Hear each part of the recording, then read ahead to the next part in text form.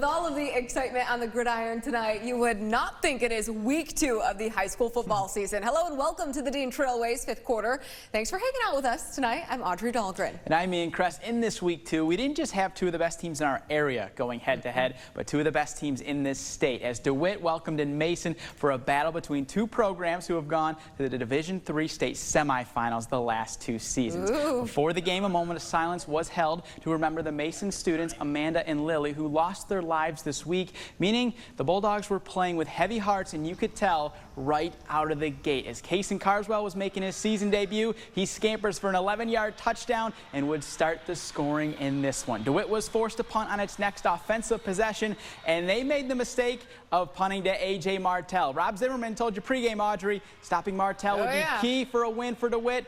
Martell became that dude tonight. The senior takes it 92 yards to the house and puts Mason up 13-0. DeWitt would then turn the ball over on downs, so the Bulldogs strike again. Carswell connects with Tyler Baker for another Mason touchdown. The Bulldogs would jump out to a 20-0 lead in the first quarter. It grew to 35-7 at halftime, and guess who's at it again in the second half? Martell cutting on a dime, and he has an order for 6 reserved in the end zone. Mason hands DeWitt its first home loss since 2019 with a 42-23 victory, and the players made sure to get this win for the Mason community after what has been a trying week.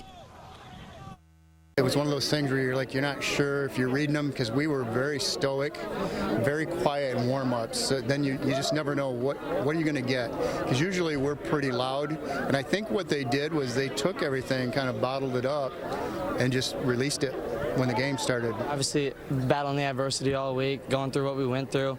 I mean, it was questionable coming out, like, how are we going to play? And we came out, punched them in the mouth. That was huge.